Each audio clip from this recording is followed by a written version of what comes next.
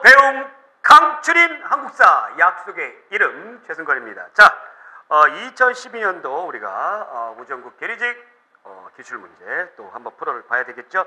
2014년도 문제 같은 경우 좀 당혹스러웠던 문제들이 몇 문제가 있었습니다. 그러나 또 2012년도는 또 그렇지 않아요. 그래서 즐거운 마음으로 우리가 기출문제 분석해 보면서 풀어보도록 하겠습니다. 자, Are you ready? 준비됐나요? 자, 1번부터 갑니다. 그림에 보이는 유물에 관련된 시대의 생활 모습에 대한 설명은 옳지 않은 것은 무엇이냐? 옳지 않은 것은 여러 문제 나오는 거는 무조건 맞추셔야 된다는 거죠. 네? 1번. 자, 왼쪽 그림과 오른쪽 그림이 있는데 왼쪽 그림은 비파형 이게 무슨 불길한 징조? 자, 왼쪽 그림은 비파형 동검이에요. 비파형 동검. 그러니까 우리나라 전통악기인 비파를 닮았다 해서 비파형 동검이고, 오른쪽에 있는 건 세형 동검입니다. 자, 그럼 이 두 가지 유물을 놓고 봤을 때 어느 시대다라는 걸 알 수가 있어요. 청동기 시대다라는 것을 알 수가 있어요. 그러나 청동기 시대다라고 해서 이 문제는 다 맞을 수 있어요. 그런데 문제는 뭐냐면 이 세형 동검이 주로 어느 시대 때 출토가 되냐면 철기 시대 때 출토가 된다라는 거죠. 그래서 또 정확하게 얘기하면 청동기 말부터 철기 시대 때에 많이 나오게 되는 유물이다라는 거예요. 네. 자, 1번. 추수할 때 반달 돌칼이 주로 사용되었다. 반달 돌칼 청동기죠. 네, 옳습니다. 2번. 움집에서 벗어나 지상가옥도 짓게 되었다. 자, 청동기 시대 때 전쟁을 많이 하다 보니까 생활 영역이 넓어지게 되는 거죠. 그래서 지상가옥, 그래서 구릉지 지역으로 옮겨지게 됩니다. 3번. 고인돌이나 돌널무 등을 만들어 시체를 매장했다. 그렇고요. 4번. C족의 구성원이 모두 평등하여 수확물도 공동으로 나누었다. 자, 이것은 뭐예요?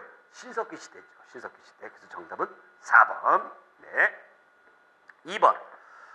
조선 전기의 대외관계에 대한 설명으로 옳은 것을 보기 위해서 모두 고르세요. 대외관계. 조선 전기예요. 기억.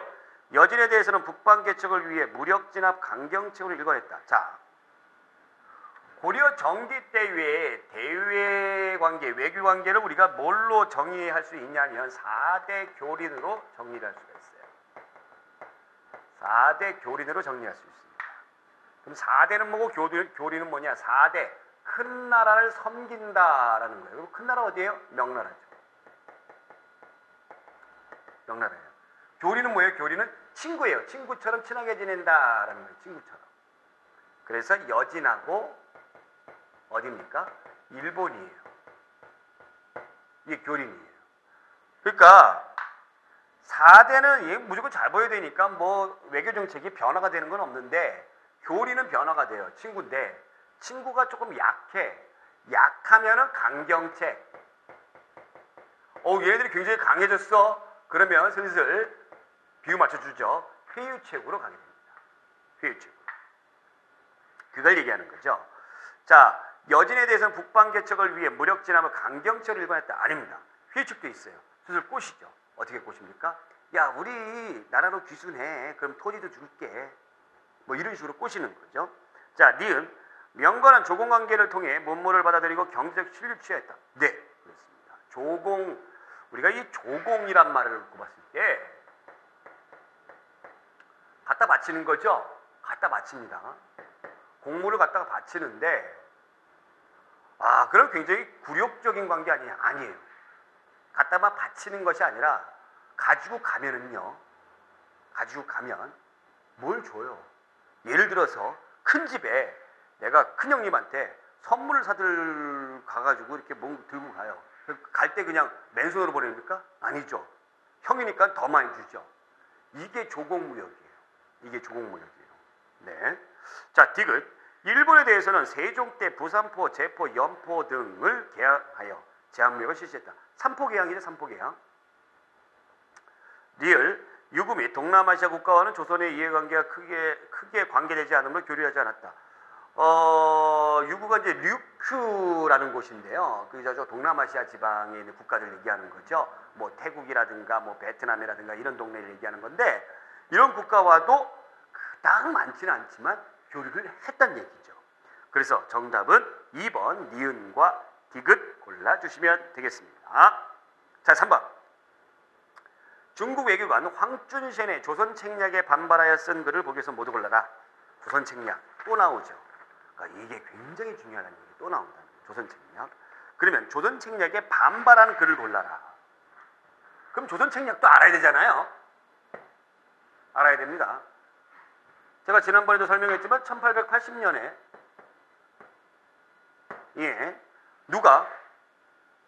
누가 김홍집이 이 사람이 2차 수신사죠.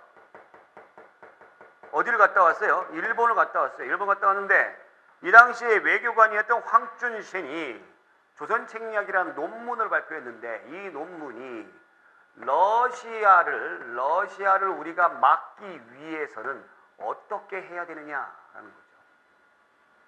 이 사람 중국 사람이니까 일단 먼저 중국과 계속 친해야 돼. 친중국. 그 다음에 어떻게 해야 됩니까? 일본하고 맺어져야 돼. 결일본. 그 다음에 어떻게 해야 돼? 미국하고 이어져야 돼. 연미국. 이것을 주장을 했다라는 겁니다. 이것을 주장을 했다. 친중국, 결일본, 연미국 이걸 주장했다. 그래서 이걸 가지고 와서 고종에게 바치는데 고종이 너무 좋아하죠. 그래서 복사를 해가지고 유생들한테 쫙 뿌리는데 어떻게 합니까? 좋아해 주기는커녕 반대 상소에 부딪히죠. 전하 이러시면 아니 되옵니다. 이른바 영남 만인소 이 반대 여론이 어마어마했어요. 어떻게 우리가 일본하고 미국하고 이렇게 연결될 수가 있느냐. 말도 안 됩니다. 전하. 네, 이거죠 이거. 자, 그러면 이 내용을 골라라라는 겁니다. 기억. 러시아는 본래 우리와 혐의가 없는데 공연히 타인을 믿음으로써 먼 나라와 친교에 기대어 가까운 이웃에 도전하게 되어 이를 구실로 러시아가 내침하면 이를 어떻게 구할 것입니까? 러시아, 미국, 일본은 모두 오랑캐 이건을 어느 누구를 후하게 대하거나 박하게 대하기가 어렵습니다라는 겁니다. 즉 미국, 일본을 둘 다 반대하고 있죠. 기억은 니은 우리가 일본을 받아들이는 것은 서양을 견제하려는 계책에서 나온 것입니다. 서양이라고 하더라도 기계, 기술이나 농서가 진실로 이익이 될 만한 것이면 반드시 행할 것이요. 그 사람으로 인해서 그들의 좋은 법까지 물리칠 필요가 없습니다. 네, 일본 받아들이자, 또 서양 받아들이자, 좋은 거 받아들이자 이거죠. 이건 개화파들의 주장이죠. 자, 디귿. 우리나라가 아시아의 중립국이 된다면 러시아를 방어하는 큰 기틀이 될 것이고 또한 아시아의 여러 대국들이 서로 보존하는 전략도 될 것입니다. 이는 우리나라만을 위한 것이 아니라 중국의 이익이 될 것이니 중국도 이익이 될 것이니 여러 나라가 서로 보존하게 되는 계책도 될 것이니 무엇이 두려워서 하지 않겠습니까? 갑신정변 이후에 우리나라를 중립국으로 만들자라는 주장입니다. 자, 리을. 서양 오랑캐의 화가 금일에 이르러서는 이보다 더 심할 수 없사옵니다. 전하께서는 안으로는 사학의 무리를 잡아 베시고 밖으로는 바다를 건너오는 적을 정벌하소서. 사람 노릇을 하느냐 짐승이 되느냐 존속하느냐 멸망하느냐 하는 기틀이 잠깐 사이에 결정되옵니다. 서양 오랑캐들을 반대하는 것은 그러면 둘 다 반대하는 건 바로 뭡니까? 바로 기억이다라는 겁니다. 기억. 그래서 정답은 1번. 자, 4번. 가와 나의 사건 사이에 발생한 일로 옳은 것은 가. 왕 41년 10월에 백제 왕이 군사 3만 명을 거느리고 평양성을 공격해왔다. 왕은 군대를 내어 막다가 화살에 맞아 죽었다.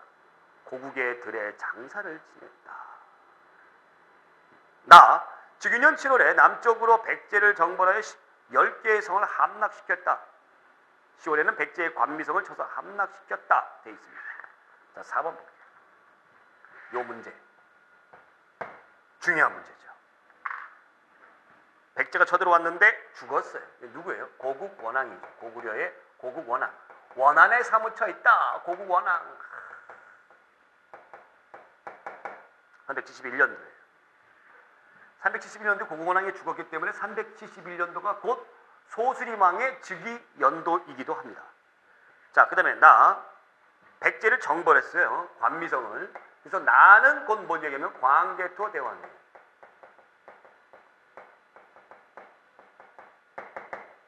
광개토 대왕이에요. 391년도에요. 자, 그러면 여러분들이 요게 전부 다 4세기 말이죠.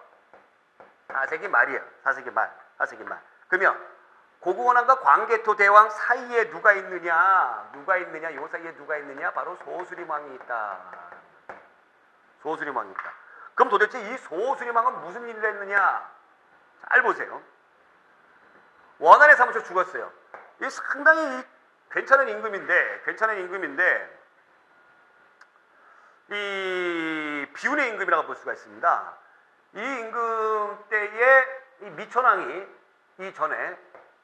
이 전왕이 미천왕인데 미천왕이 어떻게 했습니까? 313년도에 유일하게 남아있던 중국 세력인 낙랑군을 몰아내버렸죠. 낙랑군을 몰아냈어요. 몰아내가지고 이제 즐거워하고 있는데 이때 그 선비족이 세운 전현이라는 국가가 있습니다. 이 국가가 세워지고 나서 중국 영토가 탐이 나는데 뒤가 껄끄러워. 그 뒤가 누구예요? 고구려죠. 그래서 고구려 쳐들어와요. 고구려 쳐들어와서 어떻게 되냐면 미천왕의 시신까지 또 왕비까지 국모까지 잡아가고 5만 명의 포로까지 가져갑니다. 그런 치욕을 겪었어요. 그래서 중국 쪽으로 진출하고자 하는 고국원왕의 어떤 그 큰 꿈이 드림이 무너져 버렸죠. 그래서 이제는 중국 쪽보다는 그럼 남쪽으로 내려가야 되겠다라는 그런 생각을 가지고 있었어요. 이때의 남쪽의 왕이 바로 누구였습니까? 근초고 왕이었어요. 근초고 왕과의 전투에서 죽습니다. 자, 소수림왕, 아버지 고국원왕의 뒤를 이어서 임금이 된 소수림왕은 말 그대로 소신을 가지고, 이게 사실은 그 자기가 이 고구려 임금 소수림왕이니 고국원왕은 묻힌 곳에 이름을 따가지고 이렇게 한 건데, 이 소수림왕은 어떻게 했느냐?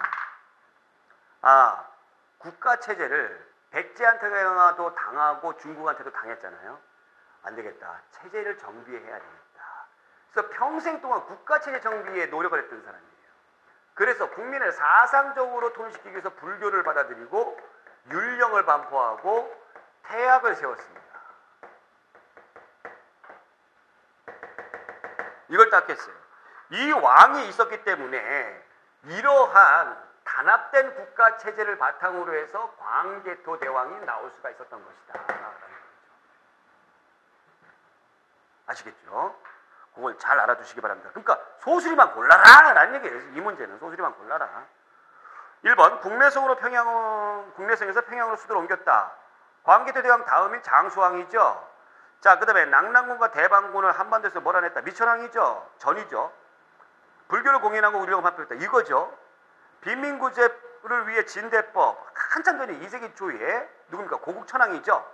누굴 등용해가지고 재상 을파소를 등용해가지고. 그래서 정답은 3번이에요. 3번이에요. 이 문제 참 좋습니다. 자, 5번 보기를 통해 알 수 있는 시기에 조선사의 모습에 대한 설명으로 옳지 않은 것은 또 나왔어. 여성의 제가 사실을 족보에 기록하였다. 외손이 있으면 아들이 없더라도 남의 아들로 양자 삼는 법이 없다. 보기를 통해 알 수 있는 조선사의 모습. 여성의 제가 사실을 족보에 기록하였다. 외손이 없으면 아들이 없더라도 남의 아들로 양자 삼는 법이 없다. 우리가 지난 시간에 배웠던 부분에 있어서는 아들이 없으면 양자로 삼는 풍습이 보편화됐습니다. 그러니까 아들을 그렇게 따졌다는 얘기죠. 남자를 이렇게 굉장히 소중하게 여겼다는 얘기죠. 이게 언제예요? 조선 후기예요. 그럼 여기에 나와 있는 사실은 바로 뭡니까? 조선 전기 때. 나와요. 이런 게 문제 나와요. 이렇게 살짝 뒤집어서 나와요. 자, 1번 보겠습니다. 호족의 출생 순서대로 기재하였다. 네. 2번. 재산 상속은 자녀 균분이 관행이었다. 그렇죠. 3번. 동족부락이 만들어져 족보 편찬이 성행하였다. 이건 조선 후기죠. 후기. 재산은 형제가 돌아가면서 지내거나 책임을 분담했다. 네. 그래서 우리가 보기 1번, 2번, 그 다음 몇 번? 4번 같은 경우는 거의 대부분의 시대를 골라라 그러면 고려 거의 전반기, 고려 전체를 고르시면 돼요. 근데 요것의 풍습이 언제까지? 조선 초까지는 이어진다라는 얘기예요. 어느 정도는 이어진다. 고려 전반기의 모습이면 조선 초까지는 이어진다. 요것까지 여러분들이 기억해 주셔야 됩니다. 그래서 요것은 여러분들이 정답을 몇 번 골라주셔야 돼요? 3번 골라주셔야 됩니다. 동족부락이 만들어서 족보 편찬이 성행했다. 족보 편찬. 너도 나도 족보를 막 만들어가지고 우리 가족 뭐 이런 것들에 대한 또 우리 가문에 대한 것을 내세우기 위해서 조선 후기 때 많이 만들어지죠. 그래서 족보와 관련된 학문을 우리가 뭐라고 불러요? 보학이라고 불리죠. 이 보학과 관련된 또 예학이 있어요. 예학. 예의를 그렇게 따지는 예학. 조선 후기 때 강조되었던 학문입니다. 그래서 족보는요. 조선 후기 들어가게 되면서 가짜도 많이 만들어져요. 가짜도. 네. 6번. 다음 법령이 반포된 때에 시행된 개혁으로 옳은 것을 보기 위해서 모두 고르세요. 문벌과 양반, 상민 등의 계급을 타파하여 귀철의 구애됨이 없이 인재를 뽑을 것. 네. 남녀의 조언을 언급하여 남자는 20세, 여자는 16세 이후에 비로소 결혼을 허락할 것. 그러니까 일찍 결혼 못 시키게 한다는 얘기죠. 과부의 재혼은 귀천을 따지지 말고 자유에 맡길 것. 네. 공사노비법을 혁파하고 인신매매를 금할 것. 네. 여기에서 우리가 딱 이런 문제가 딱 나올 때 어려울 수 있어요.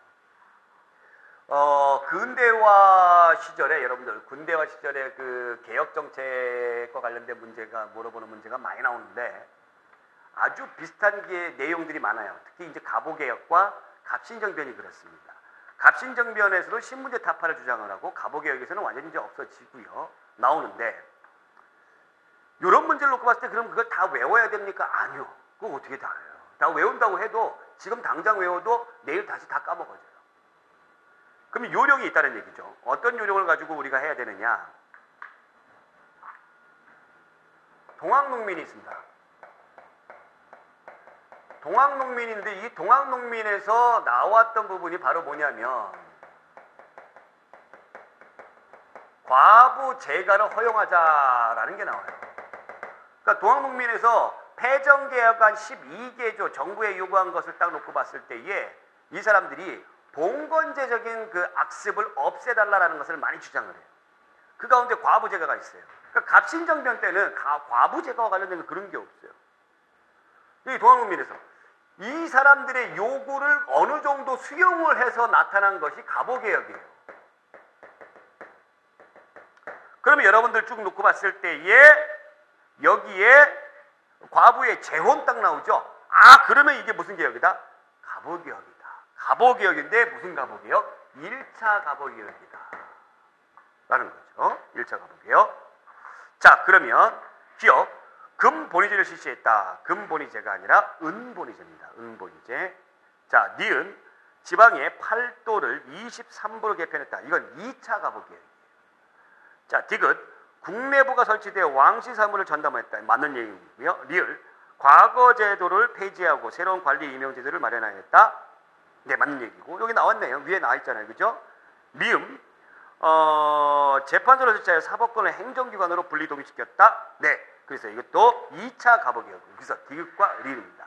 사실 1차와 2차를 구분하는 법은 딱히 정답은 없어요.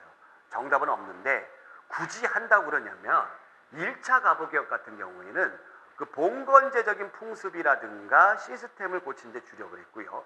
2차 갑오개혁 같은 경우에 정부의 조직이라든가 이런 것들을 바꾸는데 주력을 했다라고 보시면 되겠습니다. 자, 그래서 정답은 3번. 자, 7번. 그림에 대한 설명으로 오는 것은 7번에 그림이 어디에 있을까요? 네, 그림이 뒷장에 있나요? 아, 뒷장에 있네. 네. 네, 제가 보는 뒷장, 여러분들은 아니고. 자, 7번. 아, 이 그림. 이 그림을 보지 못한 사람들은 못 푸는 문제죠. 이 널이라는 건 뭐냐면요. 관입니다. 관. 널이 이렇게 있어요. 관이 이렇게 있어요. 관. 이 관을 모셔두는 방을 널방이라고 불러요. 널방. 널방이에요. 널방. 이 널방이 있는데 이 널방 위에다가 뭐를 합니까? 돌멩이를 무지한히 올려요. 돌멩이를 무지한히 올려요. 여기 들어가는 문은 없어요. 돌멩이를 무지한히 쌓아가지고 이렇게 해놔요. 그 다음에 여기에다가 이제 흙을, 이걸 봉토라고 그러죠. 흙을 이렇게 쌓은 거예요. 그래서 이것을 명칭을 듣기를 돌멩이를 무지하게 올렸다. 돌무지 플러스 더하기 널이 있다. 덧널 무덤이라고 하는 겁니다. 돌무지 덧널 무덤. 이 돌무지 덧널 무덤은 신라 초기 때에 나타나는 무덤이에요. 나중에 가게 되면은 우리나라의 고구려 백제 신라 그 전체에서 볼 수 있듯이 돌식 돌방 무덤이 나타나게 되죠. 굴식 돌방 무덤. 이게 돌로 방을 만들죠. 자, 이 굴식 나중에는 이제 굴식 돌방 무덤이 나타난다고 그랬잖아요. 굴식 돌방 무덤. 자, 어떤 차이를 보이게 되냐면 굴식 돌방 무덤은 위에서 바라볼게요. 굴식 돌방 무덤은 위에서 바라보게 되면 어떻게 되냐면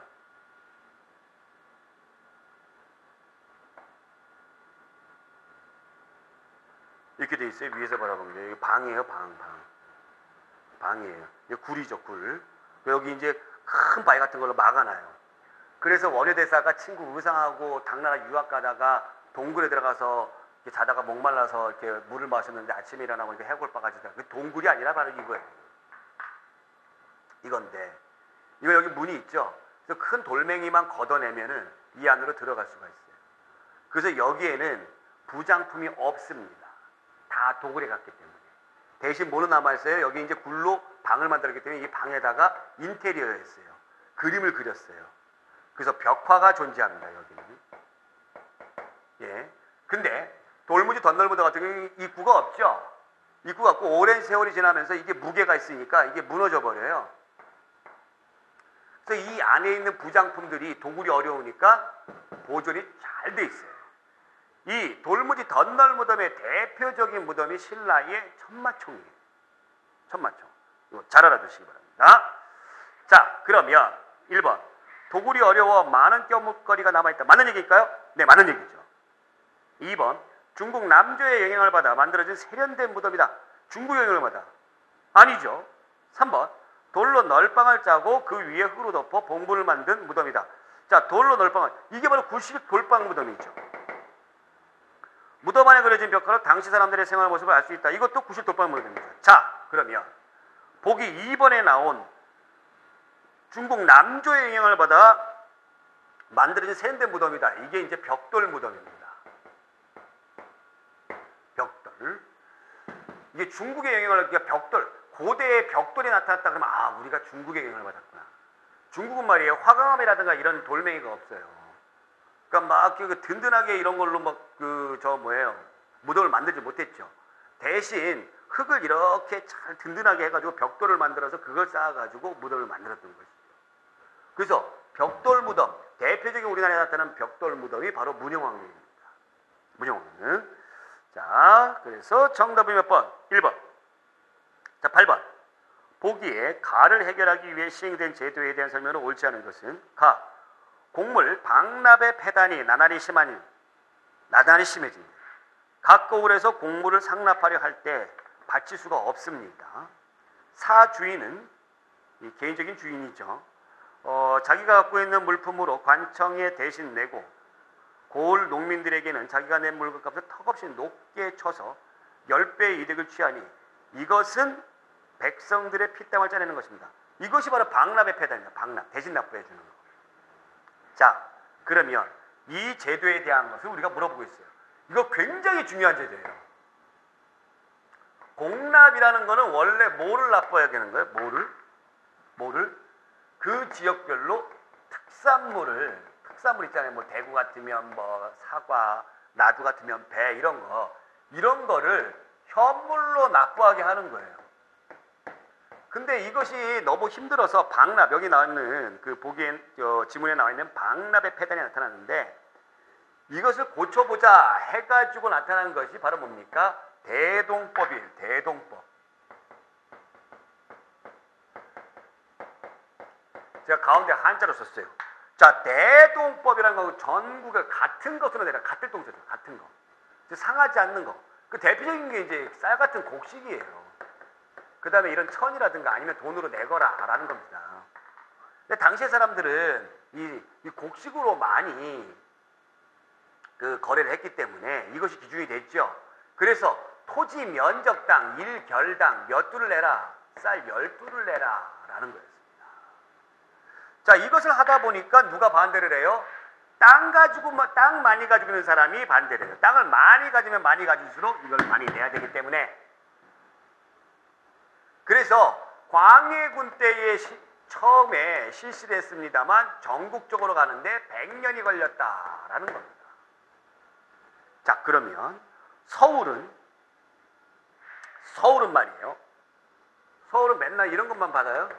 그 임금이면 맨날 그럼 맨날 아침에 떡볶이 먹고 점심에 떡국 먹고 밤에 밥 먹고 맨날 이렇게? 아니잖아요. 필요하잖아요, 특산물이. 그래서 이것을 담당하는 사람을 국가가 임명을 해요. 그 공납을 담당하는 사람이다 해서 공인입니다. 공인. 필요한 물건을 저기 지방 가서 네가 사가지고 와. 네. 그럼 얘는 사과 필요하다 그러면 대구 가서 사과 한 알 사와요? 어마어마하게 많이 사오겠죠. 그래서 이 공인의 등장으로 인해서 뭐가 상업과 수공업이 발전을 하게 되는 거예요. 이 굉장히 중요한 점입니다. 제가 이론 강의할 때 제가 자세하게 다루겠습니다만 굉장히 중요한 거예요. 대동법. 이것으로 인해서 장시가 더욱 발달하게 되고요. 그 다음에 화폐까지 유통하게 되고요. 그 다음에 거상이 등장하게 됩니다. 또 이 공인들은 독점 그 상인인 도고로 성장하게 되고 개성상인, 송상, 또 만상 이런 무역을 하기는 거상이 등장하게 되고 또 그 다음에 이 수공업자들도 국가의 관리를 받다가 더 이상 국가의 관리를 받지 않아요. 이렇게 바뀌어버려요. 이 법 하나 만든 것이 이렇게 큰 어마어마한 영향력을 행사한다라는 겁니다. 굉장히 중요한 제도예요. 1번. 관청에서 추가로 어장세, 선박세를 징수했다. 자, 이것은 균역법입니다. 균역법. 영조가 균역법을 실시했다고 했죠. 1년에 한 필 내라. 그러면 원래 2필 냈는데 한 필 50% 깎아준 거잖아요. 그러니까 어떻게 해? 부족한 건 어떻게 해야 돼? 딴 걸로 메꿔야 되겠죠. 그래서 어장세. 그러니까 이제 어장이라는 거는 뭐예요? 물고기 잡는 거, 선박세, 배 갖고 있는 사람, 그 다음에 염세, 소금 이런 것들, 그 다음에 결작이라고 해가지고 토지에서도 또 조금 뜯어가고 이렇게 했습니다. 그 다음에 요것도 요 개념도 알아주세요. 선무군관포라고 해가지고 군관 뭐예요? 장교잖아요. 장교. 선무군관 장교인데 원래 이런 장교가 없어요. 없는데 양반 중에 이 벼슬에 나아가지 못한 그 한량 같은 양반이 있어요. 그런 양반을 꼬셔가지고 야, 선무군관 너 시켜줄 테니까 너 대신 이거 내. 아유 좋아라 했던 거죠. 어떻게 보면 이 선무군관도 좀 바보죠. 네. 자, 그 다음에 2번 경기도에서 처음 시행된 뒤 전국적으로 확대되었다. 그렇고요. 3번 폐단을 막기 위해 곡물 대신 쌀로 납입하게 되었다. 네. 공가를 미리 받은 상인이 관청에 물품을 납품을 했다. 보기 4번이 바로 이 공인이죠. 공인. 그래서 정답은 1번. 자, 9번 문제 풀어보도록 하겠습니다. 자, 우리가 8번에서 9번 넘어가는데 약간 화면이 좀 매끄럽지 못하죠? 왜 그랬을까요? 예, NG가 났어요. 왜 NG가 났을까요? 갑자기 마이크가 꺼지는 바람에 마이크가 꺼지는지도 모르고 저는 9번을 열심히 풀었다는 거 아닙니까? 자, 어쨌거나 풀어보도록 하겠습니다. 우리가 좀 많이 다뤘던 이제 익숙해진 지문이죠. 우리는 일본 강도 정치 곧 다른 민족의 통치가 우리 민족 조선민족 생존의 적임을 선언하는 동시에 우리는 혁명수단으로 우리 생존의 적인 강도 일본을 죽여버리는 것이 곧 우리의 정당한 수단임을 선언을 하노라. 민중은 우리 혁명의 대본영이다. 폭력은 우리 혁명의 유일무기이다. 이야, 너무 유명한 조선혁명선언이죠. 조선혁명선언이다. 누가? 신채호 선생님께서 쓰신 글이다. 왜 쓰셨습니까? 왜 쓰셨어요? 바로 이 사람이 부탁을 했죠. 누가? 김원봉이라는 사람이 부탁을 했어요. 왜? 의열단을 위해서 이 글을 부탁을 했습니다. 그래서 의열단원을 골라라 라는 거죠. 그럼 여러분들 쭉 나와 있듯이 김상옥, 나석주 이 사람이 의열단이죠. 그럼 김상옥은 뭘 했어요? 김상옥, 니은, 디귿. 김상옥은 종로경찰서에 폭탄을 던졌어요. 당시에 아주 악명 높았던 종로경찰서에 폭탄을 던졌고, 나석주는 뭘 했습니까? 동양척식 주식회사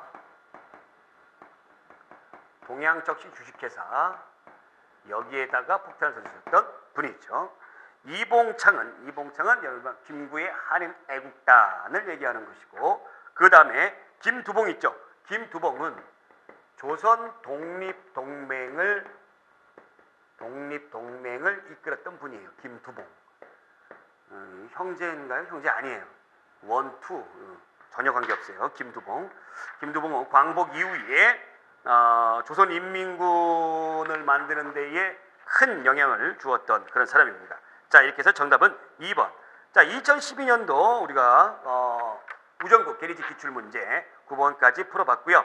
2014년도에 비해서 난이도가 좀 괜찮았다라는 것을 아마 여러분들 느끼셨을 겁니다. 자, 다음 시간에 2부 10번부터 18번까지 풀어보도록 합니다. 오늘 여기까지. 고맙습니다.